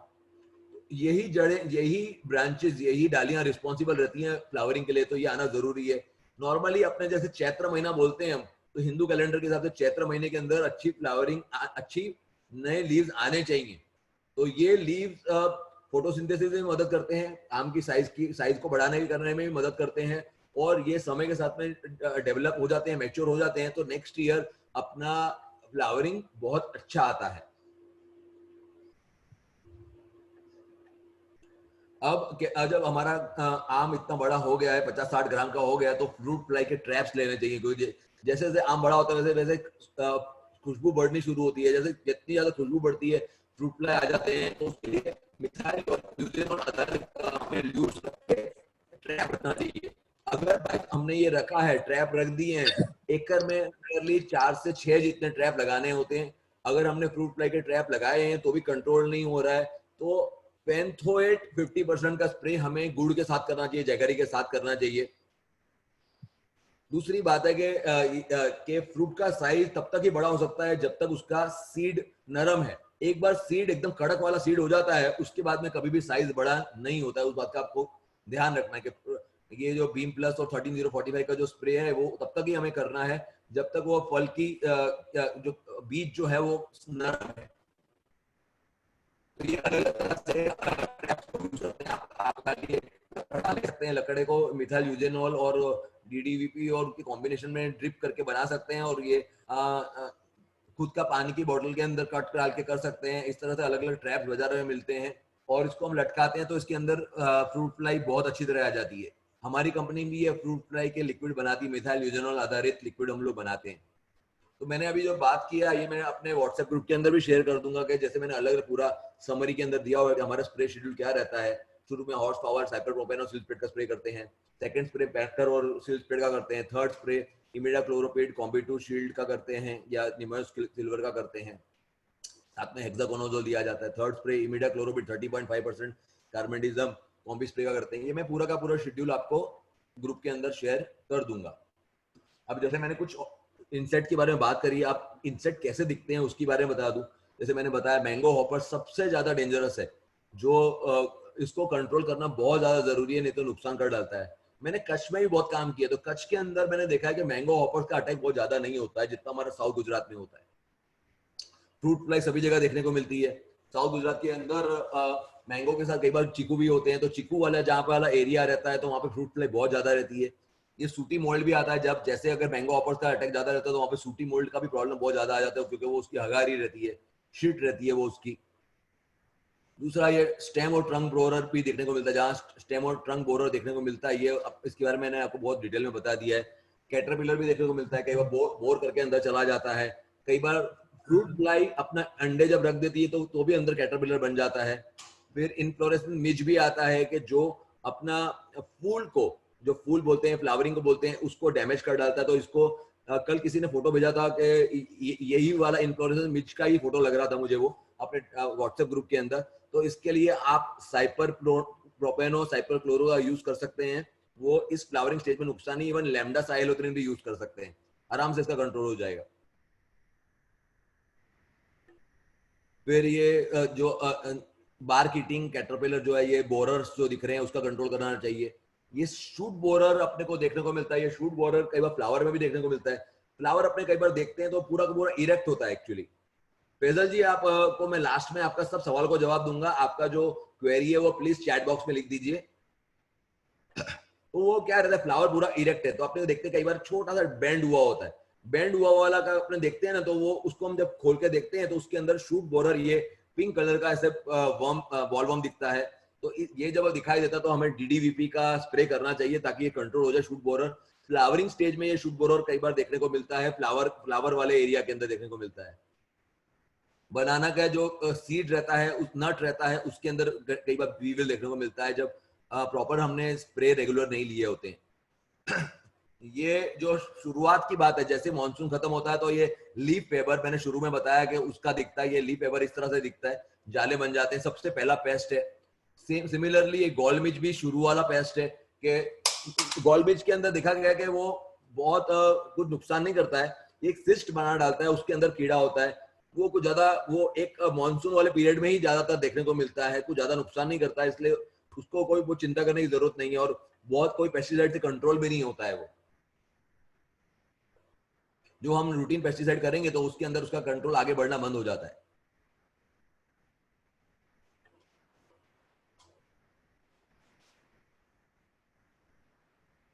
ये अलग अलग डिजीज की बात करते हैं, सबसे जो डेंजरस डिजीज जो रहता है वो पाउडरी मिल्ड्यू है। इस तरह से पाउडर बना डालता है, पत्तों पे भी पाउडर बना डालता है, स्टेम के ऊपर भी बना डालता है, फ्लावर के ऊपर भी बना डालता है, तो वो पाउडरी मिल्ड्यू के लिए मैंने अलग अलग आपको बोला है। सेकंड जो बात है वो एंथ्रेक्नोज है, एंथ्रेक्नोज के कंट्रोल के लिए मैंने बताया आपको शुरू में। डाईबैक के अंदर डालियां इस तरह से सूखनी शुरू हो जाती हैं। रेड रस्ट के अंदर पत्तों के ऊपर ऐसे रेड रेड डॉट्स देखने को मिल जाते हैं, तो इसके लिए फंगीसाइड का स्प्रे की जरूरत होती है। पोमोब्लाइट बहुत कम देखने को मिलती है। माल फॉर्मेशन, मैंगो माल फॉर्मेशन के अंदर कोई भी दवाई काम नहीं करती है कोई भी, उसके लिए जो डाली के ऊपर मैंगो माल फॉर्मेशन शुरुआत के स्टेज में आता है, जब हमने मैंगो का प्लांटेशन कर रखा होता है, वो डाली को हमको पूरे के पूरी कट कर देनी होती है। उसके बाद में एक इंसेक्टिसाइड का स्प्रे ले लेना होता है, क्योंकि जो कैरियर होते हैं उनको कंट्रोल करना होता है, जो सकिंग पेस्ट होते हैं इसके अंदर उसको कंट्रोल करना रहता है। तो नई डाली अच्छी आती है। उसके बाद में पहले 2-3 साल के अंदर अगर हम कंट्रोल कर डालते हैं तो जब हमारा फ्रूटिंग का स्टेज आता है तो हमको वो देखने को नहीं मिलता है। फिर ये गमोस होता है, गम्स निकलती है, जो ब्रांचेस की मदद गम्स निकल रही होती है, इसके लिए हम फंगीसाइड का स्प्रे करते हैं। सूटी मोल्ड जो है वो सूटी मोल्ड मेजर उसकी वजह से आता है, क्या बोलते हैं, मैंगो हॉपर्स का जो रहता है उसकी वजह से आता है। रूट रॉट और डैम्पिंग ऑफ जो है वो जो छोटा आम रहता है उसमें आता है, जड़ों के अंदर पानी भरने की वजह से या कम पानी की वजह से जड़ें खराब हो जाती है, फंगस आ जाती है, तो उसके लिए हमें COC का या ट्राइकोडर्मा का इस तरह से ड्रेंचिंग करना चाहिए तो कंट्रोल हो जाता है अपना। वो कैप दिखाई देता है, ये भी कम दिखाई देता है। अब अपने डेफिशिएंसीज देख लेते हैं कि कौन कौन सी डेफिशिएंसीज हमें देखने को मिलती हैं। नाइट्रोजन की डेफिशिएंसी रहती है तो पत्ता पूरा का पूरा पीला दिखना शुरू हो जाता है, नीचे वाले पत्ते पूरे पीले रहते हैं। तो हमें शुरुआत में मैं ग्रुप के अंदर यंग ट्रीज के लिए भी जो ट्रीटमेंट रहती है फर्टिलाइजर की वो भी मैं शेयर कर दूंगा। उस पूरे फर्टिलाइजर के शेड्यूल को करते हैं तो इन सब तरह की डेफिशिएंसीज आपको देखने को नहीं मिलेंगी। अलग अलग तरह के जो नाइट्रोजन के फर्टिलाइजर्स हैं वो है यूरिया है, अमोनियम सल्फेट है, कैल्शियम नाइट्रेट है, पोटेशियम नाइट्रेट है, अमोनियम नाइट्रेट है, मैग्नीशियम नाइट्रेट है। फॉस्फोरस की डेफिशिएंसी के अंदर जो पत्ते होते हैं वो अराउंड पर्पल कलर के दिखाई देते हैं, वो पुराने पत्ते। पर्पल कलर के अगर आपको पत्ते दिखाई दे रहे हैं तो आप समझ लेना कि फॉस्फोरस की डेफिशिएंसी है। फॉस्फोरस की डेफिशिएंसी ये होती है तो कभी भी स्टेम फॉर्मेशन नहीं होता है, नए फ्लावरिंग आने में बहुत मुश्किल पड़ती है। तो अलग अलग तरह के जो फॉस्फोरस के फर्टिलाइजर हैं वो है single super phosphate, triple super phosphate, try ammonium phosphate, water soluble के अंदर mono ammonium phosphate, 0.34 urea phosphate, और हमारा पॉलीफॉस्फेट है जो हॉर्स पावर, जो जिसमें 3 तरह के फॉस्फोरस रहते हैं। पोटेशियम के अंदर जो कमी रहती है तो इस तरह से पत्ते साइड के जलने शुरू हो जाते हैं, ऐसे पत्ते पूरे के पूरे जल रहे होते हैं, उसका भी खूब इंपॉर्टेंस है। पर पोटेशियम जो है वो पत्तों की मैच्योरिटी के लिए भी बहुत रोल प्ले करता है। तो ये अलग अलग तरह के पोटेशियम के फर्टिलाइजर्स हैं। मैग्नीशियम की डेफिशिएंसी के अंदर फोटोसिंथेसिस अच्छा नहीं होता है, पत्ते पीले होने शुरू हो जाते हैं, जैसे आप देख रहे हैं धार अलग अलग है। तो मैग्नीशियम का भी एप्लीकेशन जब जरूरत पड़े तो हमें करना चाहिए। तो ये अलग अलग फर्टिलाइजर्स है मैग्नीशियम के, magnesium sulphate, magnesium nitrate, magnesium VDTA। Sulphur की डेफिशिएंसी रहती है तो पूरा का पूरा पत्ता पीला हो जाता है। सल्फर खूब इंपॉर्टेंट रोल प्ले करता है पौधे की डेवलपमेंट के अंदर। जो हम नॉर्मली फर्टिलाइजर देते हैं उसके अंदर सल्फर आ जाता है तो हमें अलग से देने की जरूरत नहीं है, जो मेरे रिकमेंडेशन दिया उसके हिसाब से। तो ये अलग अलग सल्फर के फर्टिलाइजर रहते हैं, जैसे bentonite sulphur, liquid sulphur, calcium polyphosphate sulphur 90% WDG। अपने स्प्रे भी करते हैं सल्फर का 80 WDG का, और सारे के सारे माइक्रोन्यूट्रेंट के साथ भी देखने को मिलते हैं। अगर आप ये जैसे मैंने रिकमेंड किया कि एफ एनहांसर है जिसके अंदर कैल्शियम आ जाता है, बोरॉन आ जाता है, अगर हम उनका स्प्रे नहीं करते हैं तो कई बार इस तरह से आम फट जाता है। अगर फट रहा है तो आप समझ लीजिए कि कैल्शियम की और बोरॉन की कमी है। उसके लिए आप कैल्शियम नाइट्रेट का भी यूज कर सकते हैं, कैल्शियम VDTA भी यूज कर सकते हैं, और जैसे मैंने बताया हमारा एफ एनहांसर भी यूज कर सकते हैं। जिंक की अगर कमी रहती है तो पत्ते इस तरह से अंदर से मुड़ जाते हैं, हमें ऐसा लगता है कि भाई सकिंग पेस्ट है, लेकिन कोई सकिंग पेस्ट दिख नहीं रही होती, तो समझ जाना है कि जिंक का कमी है। ये जिंक की कमी अपने मैंने जैसे बताया कि एम्प्रो कॉम्बी है कि हमारा कॉम्बी 2 है, उसका यूज करते हैं तो जिंक उसके अंदर आ जाता है तो कवर हो जाता है। सिर्फ जिंक यूज करना है तो जिंक 20%, 33% ऐसे 2 ग्रेड में अवेलेबल है। जिंक की DDA 12% है। आयरन की डेफिशिएंसी के अंदर नया पत्ता पूरा का पूरा पीला रहता है, क्लोरोबिल का प्रोडक्शन ही नहीं होता क्योंकि वो ऑक्सीजन लेने का काम करता है, तो वो भी कॉम्बी 2 से कवर हो जाता है। अलग अलग तरह के आयन के ये प्रोडक्ट्स हैं जो हमारी कंपनी भी बनाती है, FEDD, FEDT भी है। बोरॉन और कैल्शियम की कमी एक साथ में आती है, तो इसलिए हमने जो एफ एनहांसर प्रोडक्ट बनाया दोनों उसके अंदर दोनों चीजें हैं, साथ में मैग्नीशियम भी है क्योंकि फोटोसिंथेसिस की जरूरत भी रहती है। तो इस तरह से फल फट जाते हैं जब बोरॉन की कमी रहती है। तो बोरॉन अपने को नॉर्मली डाइसोडियम ऑक्टाबोरेट से मिलता है, हमारा बी शेप के नाम से आता है। कैल्शियम बोरॉन की कमी काफी अपने बात कर ली है, उसमें भी कॉपर की कमी, मैंगनीज के अंदर पत्ते इस तरह से दिखने शुरू होते हैं, एक अलग ही पैटर्न बन जाता है उसके अंदर, पूरे बीच का भाग अपना सूखना शुरू हो जाता है। वो भी अपने कॉम्बिनेटिव यूज करते हैं तो कवर अप हो जाता है। ये स्लाइड में हर बार बताता हूँ, लॉ ऑफ मिनिमम हमेशा याद रखना होता है कि हर फर्टिलाइजर हर तत्व की जरूरत है, कॉपर की जरूरत है, कार्बन की जरूरत है, जिंक की जरूरत है, फॉस्फोरस की जरूरत है, सब कुछ उसकी जरूरत के हिसाब से थोड़ा ज्यादा देना जरूरी है, तो ही हम बम्पर क्रॉप ले पाते हैं। हमें पेस्ट का कंट्रोल करना है, डिजीज का कंट्रोल करना है, सब कुछ हम अच्छा करते हैं तभी ही ईल्ड अच्छी आती है। किसी भी एक चीज की कमी रहेगी तो ईल्ड, जैसे पानी बाहर निकल रहा है, एक चीज की कमी है बाहर निकल रहा है, सब चीजों को हमें कवर करना है तो ही हमारा क्रॉप अच्छा होगा। जमीन का पीएच अच्छा रखना है, जैसे मैंने शुरू में बताया कि हमें अलग अलग पीएच के ऊपर अलग अलग फर्टिलाइजर का अपटेक रहता है। लो पीएच पे iron, manganese, boron, copper, zinc का रहता है। न्यूट्रल पे जिंक, नाइट्रोजन, फास्फोरस का रहता है, और हाई पीएच पे मोलिब्डेनम का रहता है। मोलिब्डेनम की जरूरत बहुत कम रहती है, इसलिए हमारा पीएच जमीन का नॉर्मली 5.5 से 6.5 के बीच में होता है, तो बहुत ज्यादा अच्छा होता है। उसी तरह टेम्परेचर की बात भी होती है, जैसे मैंने बताया कि टेम्परेचर ज्यादा बहुत ज्यादा लो हो जाता है, बहुत सारे कार्यक्रम बंद हो जाते हैं काम होने के, इसलिए टेम्परेचर जब बहुत लो हो जाता है तो हमें स्प्रे द्वारा फर्टिलाइजर देने चाहिए ऊपर। कुछ क्वेश्चन बहुत बाहर पूछे जाते हैं, इसलिए मैं उसको अभी कवर कर लेता हूँ, बाकी के मैं चैट बॉक्स में आप लिखोगे वो लिख करेंगे कि पहला हार्वेस्ट कब लेना चाहिए। तो पहला हार्वेस्ट कम से कम 3 साल खत्म होने के बाद लेना चाहिए। मैं इसको हर बार एक एग्जांपल से बताता हूँ कि 2-3 साल पहले मैं इजराइल गया था। इजराइल जूइश कंट्री है, यहूदी कंट्री है, तो उनके ग्रंथों, वो बहुत पुराना जूइश धर्म है, तो उनके ग्रंथों में ऐसा लिखा हुआ है कि कभी भी कोई भी फल को 3 साल पहले नहीं लेना है। और वो जूइश लोग, इजरायली लोग कभी भी 3 साल खत्म होने से पहले फल नहीं लेते हैं। जब भी लेकिन पहली हार्वेस्ट लेते हैं तो पौधे को इतना बड़ा कर डालते हैं कि एक साथ में 10 किलो 20 किलो उनका क्रॉप निकलता है। बहुत स्ट्रिक्टली उसको फॉलो करते हैं, जो मैंने इंडिया में बिल्कुल भी नहीं देखा है। तो बहुत अच्छी बात मैं सीख कर आया था कि कभी भी 3 साल से पहले फल नहीं लेना है। काफी लोग पूछते हैं इंटरक्रॉपिंग कर सकते हैं। अक्टूबर से शुरू हो जाता है, कभी भी रिकमेंडेड नहीं है अक्टूबर से हार्वेस्टिंग तक कुछ भी नहीं करना है, क्योंकि आप इंटरक्रॉपिंग करोगे तो आपको पानी देना पड़ेगा। पानी गलत टाइम पे दे देंगे तो कुछ गड़बड़ हो जाएगी, तो नहीं करना है। आप जैसे हार्वेस्टिंग कर ली है, मानसून के पीरियड में आप कुछ भी कर सकते हो।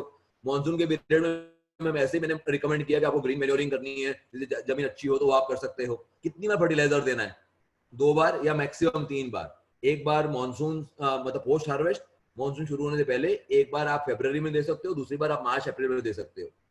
पानी दे सकते हैं, बहुत ट्रिकी बात है, बहुत ट्रिकी बात है पानी देना, कि क्योंकि अगर आपके यहाँ मानसून, अगर आपके यहाँ अच्छा है, जैसे हमारा साउथ गुजरात में बहुत अच्छा पानी गिरता है, तो हम नॉर्मली मानसून के अलावा बहुत कम लोग पानी देते हैं। किस स्टेज में है? अगर आपको नए पत्ते लाने हैं तो आप, और टेम्परेचर अगर ऊपर 35 के ऊपर है तो आप पानी देंगे तो नए पत्ते आ ही जाएंगे।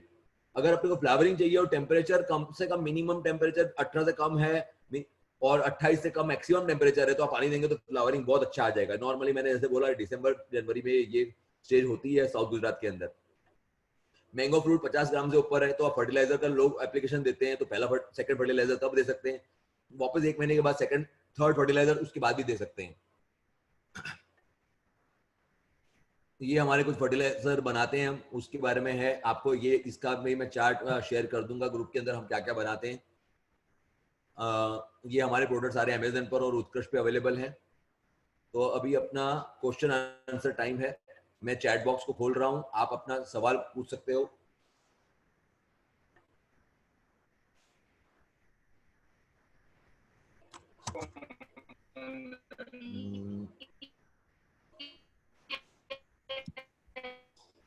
आपकी आवाज सुनाई नहीं दे रही, आप बोल रहे हैं।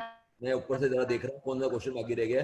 टू हैव इंसेक्ट की बात हो गई, getting into organic very soon, Uptake of management की बात कर ली हमने, प्रॉब्लम विद नॉट फ्लावरिंग ये भी कवर हुआ है अपना। I have mango tree variety under from 3 years not giving any fruit, doing all organic fertiliser.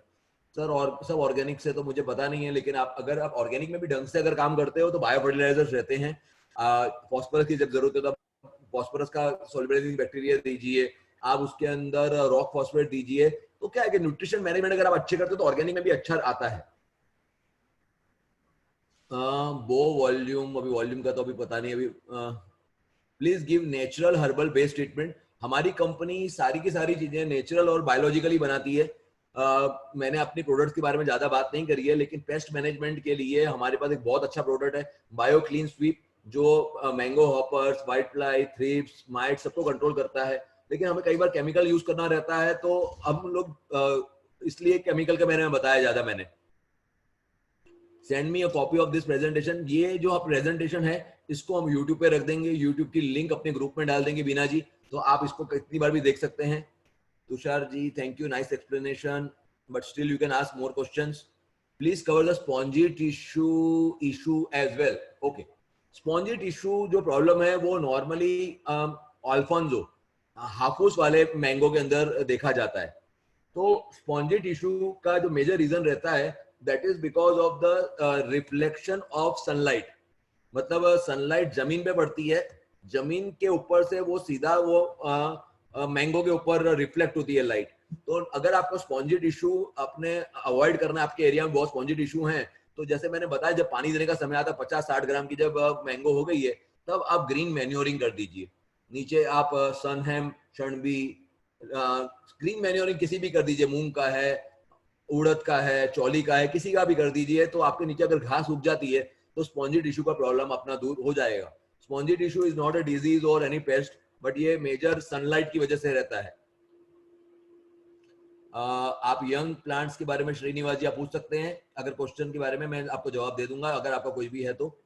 What are your thoughts on high density plantation? High density plantation बहुत अच्छी बात है, provided कि आप हर साल प्रूनिंग कर सकते हो। हाई डेंसिटी प्लांटेशन का सबसे अच्छा, सबसे best success story in India is there mango plantation in Jamnagar, जो जामनगर रिलायंस के अंदर जो उन्होंने प्लांटेशन किया हुआ है, high plantation, high density plantation and very successful they are doing, मतलब बहुत इंटेंसली वो लोग काम करते हैं, बहुत अच्छा उत्पादन ले रहे हैं।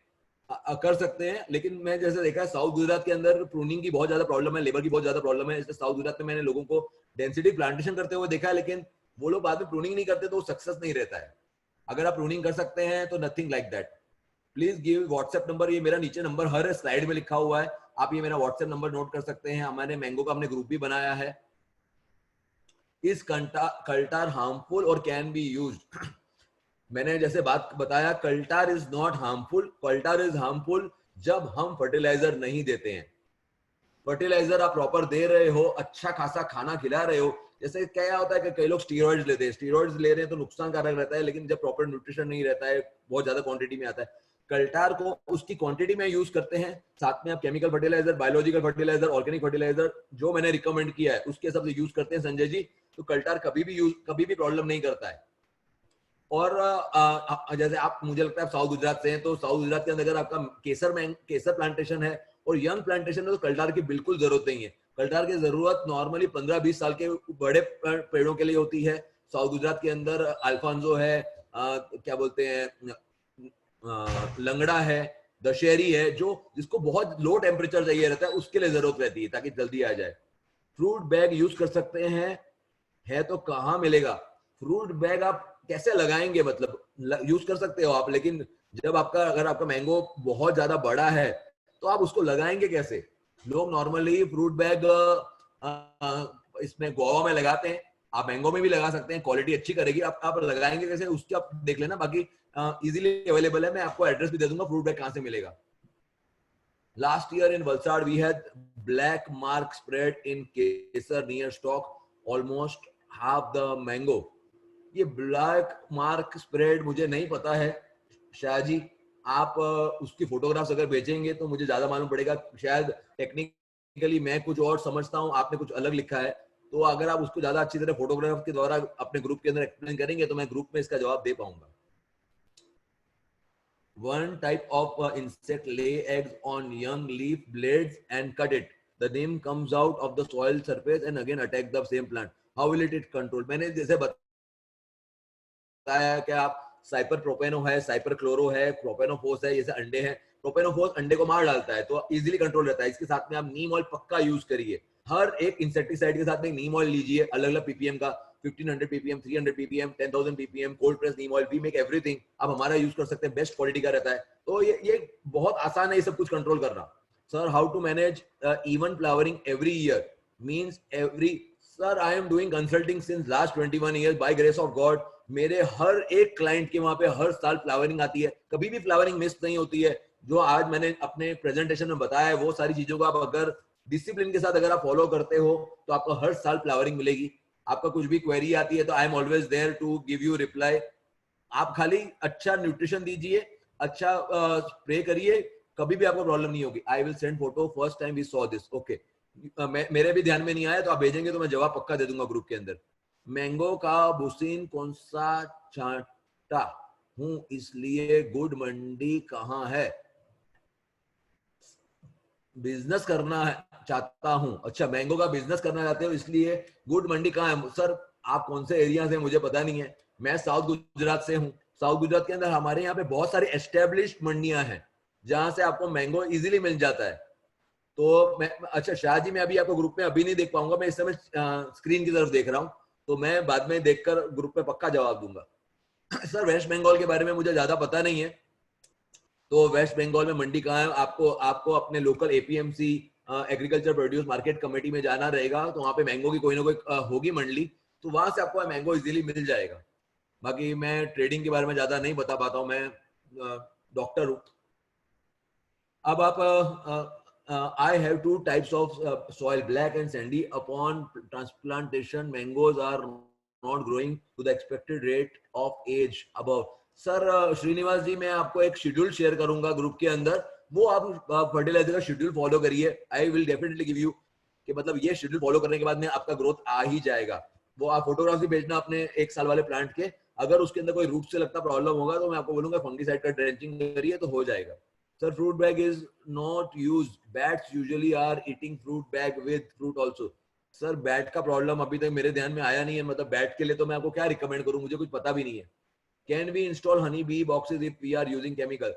सर अगर जैसे मैंने बोला आपको नियोनिमोटिसाइड कैटेगरी के आप इंसेक्टिसाइड यूज कर रहे हो, if you are spraying as per my recommendation imidacloprid, thiamethoxam, तो फल की ये मक्खी में मर जाती है साथ में.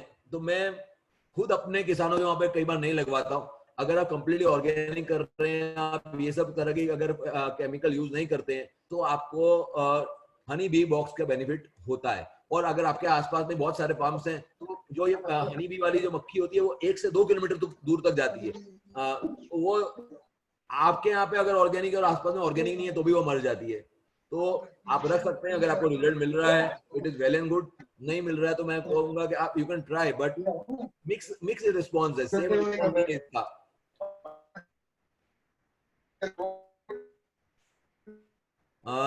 You can ask more questions. अभी अगर आपको किसी को पूछना है हिंदी में या इंग्लिश में तो आप अपना हाथ खड़ा करिए, आपको अनम्यूट कर दिया जाएगा और आप सवाल पूछिए. आप हो सके तो हिंदी या इंग्लिश में पूछना या गुजराती में ही पूछ सकते हैं, मैं हिंदी में जवाब दूंगा. Please raise your hand. ये गैलेक्सी 9 प्रो को जरा करिए ना, क्या बोलते हैं किसको sir? Galaxy C9. Galaxy C9 pro. Sir आपको अनम्यूट कर दिया है मैंने, आपको एक बटन प्रेस करना पड़ेगा. आपको बटन प्रेस करना रहेगा. सबको अनम्यूट करने की चांस है. एक 1 बाय 1 सब आप अनम्यूट करना पूछ लीजिए प्लीज. पूछिए सर.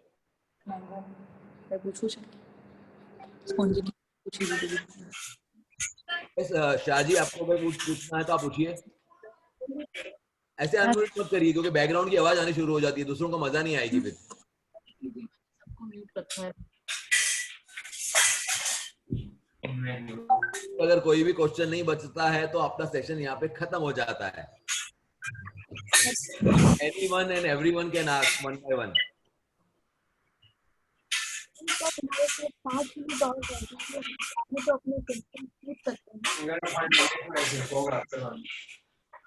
सर अगर आपको सवाल पूछना है तो आपके पास में का बटन है, अनम्यूट कर सकते हैं. सर आप पूछिए, आपका आपने हाथ ऊपर किया प्लीज. समीर भाई. On-site field examination I am doing it in Gujarat because of COVID. मैं ज्यादा दूर अब नहीं जा रहा हूँ. आप फोटोग्राफ भेज सकते हैं, वीडियो भेज सकते हैं. मैं आपको with the help of photographs and videos I can easily recommend you everything. Srinivas ji. Samir bhai, is there any treatment Sir, for you are not asking any question, we will close this session. I am available on WhatsApp. हाँ please पूछिए, शाह साहब पूछिए. अच्छा, last year हमको experience हुआ था कि बाहर से मैंगोज एकदम अच्छी दिखती थी, लेकिन कट करते तभी अंदर से स्लाइड ईयर निकलती थी. तो उसका क्या वो हम अंदर से कब करते? अगर आपके फ्रूट क्या स्पॉन्जी टिश्यू था? नहीं, स्पॉन्जी टिश्यू नहीं था. मतलब वो अच्छा था जो लेकिन उसमें से ईयर निकलती थी. ईयर तब निकलती है जब फ्रूट फ्लाई लगी हो. आपके वहाँ आपको उस समय क्या होता है, जब फल में ईयर होती है, अगर अंदर ईयर निकल रही है तो आपको देखना छोटा सा होल था कि नहीं. अगर होल था तो फ्रूट फ्लाई लग गई थी. फ्रूट फ्लाई लगने के बाद में ईयर अंदर पड़ जाती है. तो हम उसका क्या कर सकते हैं? मतलब तभी जैसे बताया, आप जैसे ही फ्रूट अपना 40-50 ग्राम का होता है, 40-50 ग्राम के फ्रूट होने के बाद में आपको मिथाइल यूजेनोल आधारित फ्रूट फ्लाई के ट्रैप्स लगा सकते हैं. अच्छा, that is the only option. और कुछ है नहीं? That is the only option. अगर आपके फ्रूट फ्लाई अगर दिख रही है, कंट्रोल नहीं हो रही है, दिखती है, बल्कि ऊपर आती दिखती है, मैंने फोटोग्राफ भी दिखाया कि फ्रूट फ्लाई कैसी दिखती है. तो वो फ्रूट फ्लाई अगर कंट्रोल नहीं हो रही तो मैंने वो पेस्टिसाइड का नाम भी दिया है कि जो आप स्प्रे कर सकते हैं. अच्छा, लेकिन अभी हार्वेस्टिंग ये एक्चुअली क्या देखा था हम लोग ने, जब भी हार्वेस्ट कर रहे थे तभी भी हम लोग उसके बाद भी दिख रहा था, मतलब तो हार्वेस्टिंग के टाइम पे ऐसा कुछ स्प्रे कर सकते? मैं सब किसानों को बोलता हूँ, आपको रोज फार्म पे जाना चाहिए, अलग अलग टाइम पे जाना चाहिए, सुबह जाना चाहिए, दोपहर को जाना चाहिए, शाम को जाना चाहिए। फार्म पर अगर आप रोज जाते हैं तो आपका फार्म आपको सब कुछ बता देता है कि मुझे क्या प्रॉब्लम है। प्रॉब्लम अपनी ये है कि आप फार्म पे नहीं जा रहे हो, आप सीधा हार्वेस्टिंग करने जा रहे हो। मैं एज ए कंसल्टेंट बहुत सारे ऐसे मेरे फार्मर से, उन फार्मर से ज्यादा मैं उनके फार्म पे जाता हूँ। बराबर। मैं भी साउथ गुजरात से हूँ, आप जानते हो क्या साउथ गुजरात की स्थिति कैसी है। लोग बराबर अमेरिका है। रहते हैं और मुझे फार्म देके जाते हैं, मैं उनके फार्म को संभालता हूँ। मैं हर 20 दिन में फार्म विजिट करता हूँ। अगर आपको जरूरत है तो आई एम अवेलेबल। आप साउथ गुजरात से हो? हाँ, हम वापी में ही रहते हैं। हाँ, चाल से मैं आता हूँ वापी तक, रेगुलर आता हूँ वापी तक। ओके, तो आज ये તમારો કોન્ટેક્ટ નંબર છે તેના ઉપર કોન્ટેક્ટ કરશો? આ તમારો નંબર છે? अवेलेबल यस कर सकते हैं। ओके, यस, और किसी को श्रीनिवास अगर आपको पूछना तो पूछिए, और कुछ पूछना अच्छा। है और आपको? हमने व्हाट्सएप ग्रुप पे वो केसर के तो फोटोज भी मैं डाले। व्हाट्सएप बाद में देखूंगा, अभी इस समय मेरा ध्यान जूम पर है। Okay okay. समीर भाई श्रीनिवास जी, आपको पूछना है कुछ? 1 by 1 क्वेश्चन। अगर आपका किसी सबका सवाल पूरा हो गया है तो हम अपनी समीर भाई। मीटिंग को यहाँ पर पूरा करते हैं। मेरा नंबर अवेलेबल है, आप सब लोग व्हाट्सएप ग्रुप के अंदर भी हैं, आप वहां से पूछ सकते हैं, मुझे कॉल कर सकते हैं, मुझे व्हाट्सएप कर सकते हैं। I am fully available. Sir 3 लोगों ने अनम्यूट है। तो shall we close the session? पूरा कर दो सेशन को। And thank you for being a very good audience. आप लोगों के साथ में मुझे मजा आया, आप सब सवाल भी सबने बहुत अच्छे पूछे। Still I am available. बहुत सारी चीजें रह गई होंगी। ये जो वीडियो है इसकी हमने रिकॉर्डिंग करी है, इसको हम यूट्यूब के अंदर पोस्ट कर देंगे और यूट्यूब की लिंक आपको भेज देंगे। There are more questions. I am not seeing any questions. आपको हमारी आवाज आ रही है? हाँ, आ रही है मैडम, पूछिए प्लीज। श्रीनिवास जी सवाल है तो पूछिए प्लीज। श्रीनिवास जी, आवाज क्लियर नहीं आ रही है, प्लीज जरा बोलिए ना। श्रीनिवास जी की आवाज नहीं आ रही है। जॉन आपके कुछ क्वेश्चन है तो प्लीज पूछिए। समीर भाई, can you hear me? Galaxy C9 Pro, जी सर आप बोलिए। Can you hear me? Yes you are Audible.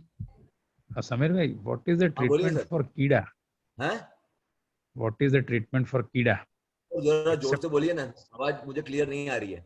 What is the treatment for कीड़ा? ट्रीटमेंट कीड़े का ट्रीटमेंट मैंने बताया ना। पहले आपको कीड़े की सफाई करनी है और उसके बाद में DDT और क्लोरोपाइरिफॉस लेना है। Preventive treatment. प्रिवेंटिव नहीं, कोई ट्रीटमेंट नहीं है। वो अंदर रहता है, उसको जहां पर प्रॉब्लम होती है आपको खाली कंपोस्ट यूज करना है। अच्छा, आप कभी भी प्लीज कच्चा गोबर मत यूज करिए, वो ही एक सबसे बड़ी ट्रीटमेंट है। अगर और जैसे मानसून खत्म होता है तुरंत अपने फार्म को क्लीन करिए और अपने विजिट चालू कर डालिए कि कहां पर कीड़ा है, और तुरंत कीड़े का ट्रीटमेंट शुरू करिए। और कोई इसका सॉल्यूशन नहीं है, कुछ भी स्प्रे से अपने नहीं कर सकते। हाँ पूछिए शाह साहब। अच्छा, एक और चीज पूछने की थी कि अगर हम लोग को नए मैंगोज प्लांटेशन करने हैं तो आप कौन सी वैरायटी की मैंगोज आप सजेस्ट करते हैं जिससे हमको वैल्यू भी उसकी ज्यादा मिले और और यील्ड भी ज्यादा मिले? नॉर्मली मैं ऐसा रिकमेंड करता हूं कि अपने 5 से 6 कमर्शियल वैरायटीज हैं साउथ गुजरात के लिए, उनका कॉम्बिनेशन यूज करना चाहिए। आपका अगर आपको 100 मैंगो लगाने हैं, 100 मैंगो लगाने हैं, तो मैं ऐसा बोलूंगा कि 40 मैंगोज राजापुरी और केसर का लगाइए, जिसमें 30 केसर लगाइए, 10 राजापुरी लगाइए। 40 से 30 मैंगोज आप सिर्फ तोतापुरी लगाइए। तोतापुरी के अंदर हर क्लाइमेट के अंदर फ्लावरिंग आती ही आती है। साउथ गुजरात का जो क्लाइमेट है जिसमें थोड़ी ठंडी थोड़ी गर्मी है, तो केसर और राजापुरी बहुत अच्छा आता है।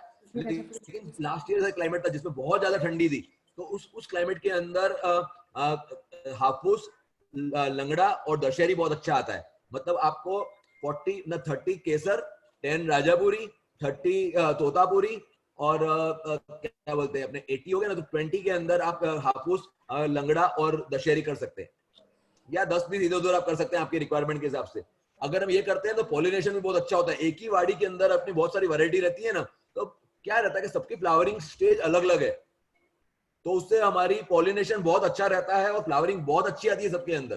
तो मैं हमेशा बोलता हूँ कि मोनो मत करिए, एक ही वैरायटी मत लगाइए, 5 से 6 जो, लेकिन लगाइए सबके सब कमर्शियल वैरायटी, क्योंकि नॉन कमर्शियल वैरायटी के अंदर 100 रुपए मन भी भाव नहीं मिलता है, मतलब 5 रुपए किलो भी किसान को नहीं मिलता है, और कमर्शियल वैरायटी के अंदर हमें आराम से 400 से 500 रुपए मन मिनिमम मिल जाता है, मतलब 20 से 25 रुपए किलो मिनिमम मिल जाता है। अच्छा सीजन रहता है, इस साल था तो इस साल तो 100 रुपए मन, अपने 1000 रुपए मन गया था आम किसानों के लिए। राइट गया था। ये क्या है कि कमर्शियल वैरायटी करने की और कुछ नहीं करने का, और सबको मिक्स करने का। Okay, that's thank you. It's a very good suggestion. We've planted Amrapalis also.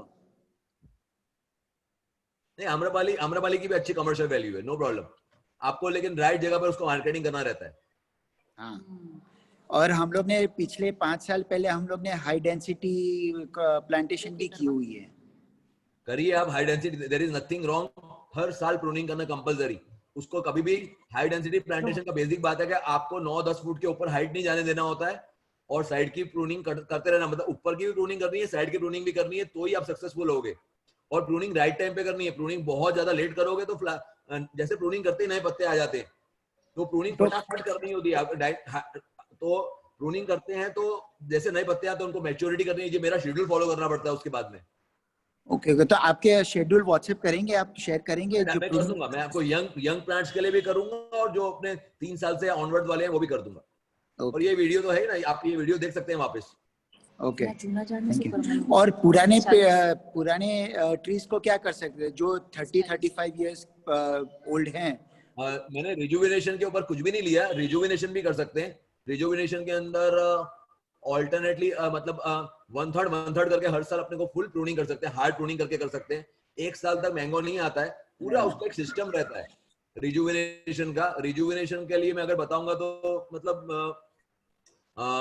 Rejuvenation के अंदर 1/3 पेड़ को काटना चाहिए पहली बार, ऑल्टरनेट और 1-2 पेड़ छोड़ के काटना चाहिए।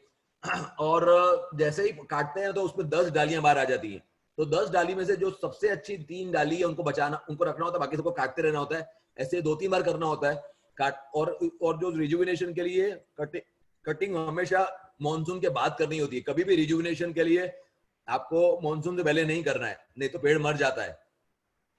और 1 साल आपको कैरी मतलब आम को मिस करना है, डालियां डेवलप नहीं होती, मैच्योर नहीं होती, तो उसमें आम नहीं आता है।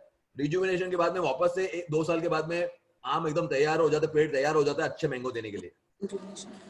ओके, और ये હમણાં બરાબર ટાઈમ છે રિજુવિનેશન માટે? हाँ मैडम, તમે ऑडिबल નથી। આ ટાઈમ બરાબર છે રિજુવિનેશન માટે? આ ટાઈમ एकदम बराबर છે, एकदम बराबर। ओके, તમે ફોન કરી करिए।